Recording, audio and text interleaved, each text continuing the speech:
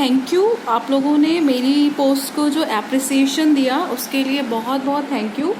और जो लोग मुझे ये राय दे रहे हैं ना कि आप उसकी फैमिली की वजह से चुप हो जाइए या बोलिए मत या ऐसा मत करिए, वो प्लीज़ या तो अपना मुंह बंद करके वहाँ पे बैठे रहें मेरी वॉल पे, या फिर चुपचाप अपने आप अनफ्रेंड हो जाएं। मुझे ऐसे लोगों की बिल्कुल भी ज़रूरत नहीं है जो मुझसे किसी भी तरीके की वकालत करे।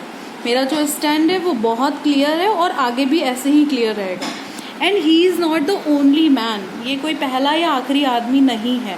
मैंने इससे पहले भी पोस्ट किया है, आगे भी वहाँ के बहुत प्रतिष्ठित, बहुत संभ्रांत एक बंदे हैं जिन्होंने बहुत दिनों से मेरा जीना मुश्किल किया हुआ है और मुझे मैसेज कर कर के बहुत कुछ अनाप शनाप बोलते हैं।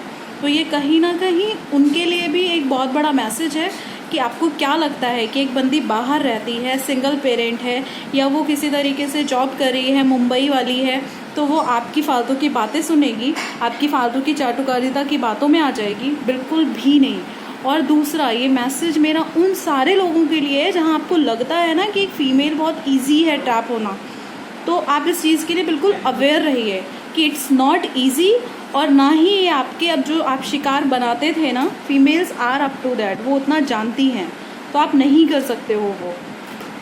सो इसलिए, और यही रीज़न है कि जैसे बहुत सारे लोगों ने सोशल मीडिया को एक अपनी स्ट्रेंथ बनाया है, please ladies, this is my special request to you, आप इस चीज़ को अपनी स्ट्रेंथ बनाइए। अगर आप गलत नहीं हैं तो लोग आपको सपोर्ट भी करेंगे, आपको रिस्पेक्ट भी करेंगे।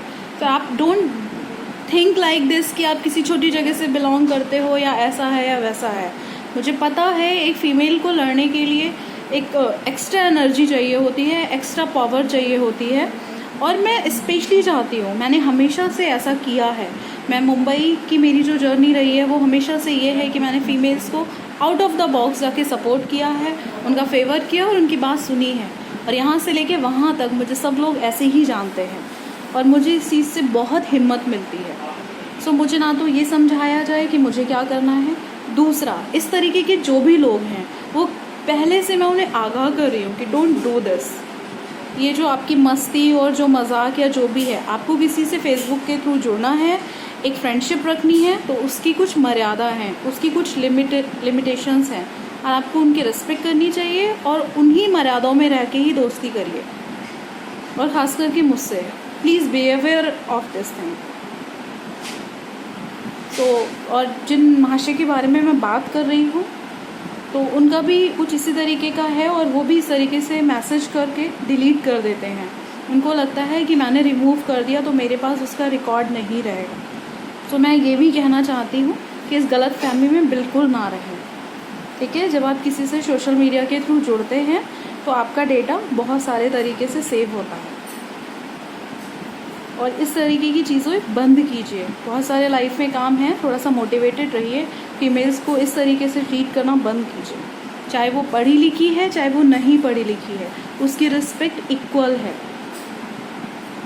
सो प्लीज़ मेरे जितने भी फेसबुक फ्रेंड्स हैं उनके लिए और जितनी भी फीमेल्स हैं उनके लिए, जैसे मेरी एक फ्रेंड ने बोला भी कि मैं इस वजह से मैसेंजर यूज़ नहीं करती हूँ।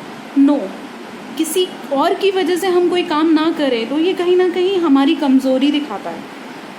हम मैसेंजर यूज़ करेंगे और ऐसे लोगों को बाहर करेंगे, एक्सपोज करेंगे कि जो हमें इस तरीके से परेशान करेंगे बेवजह। दोस्ती का मतलब ये नहीं होता है जिस तरीके से आप लोग दोस्ती करते हैं या जिस तरीके से आप लोग बात करते हैं।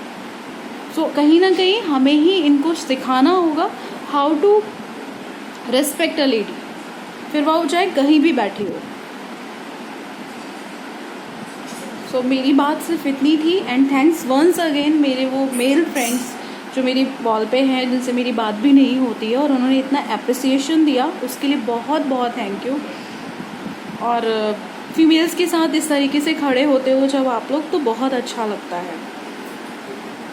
और दूसरा, हमेशा चाहे वो राम हुए, कृष्ण हुए, क्यों राम हमारी लाइफ में क्यों नहीं हो सकते? हमें क्यों उम्मीद होती है कि हम सीता और सती सावित्री हैं और कोई राम हमारी लाइफ में आएगा? ये मेरी फीमेल फेलोज से कहना है, बी आ राम, बी आ कृष्ण। हम राम, कृष्ण और गुरु गोविंद सिंह के उतने ही बड़े वंशज हैं जितनी कि हमारी मेल फैटर्निटी है। सो लर्न फ्रॉम देम, अपने लिए खुद लड़ना सीखिए। जिस दिन आप खुद लड़ने लगेंगे सब आपके पीछे होंगे। सो तब तक के लिए thank you once again, bye bye.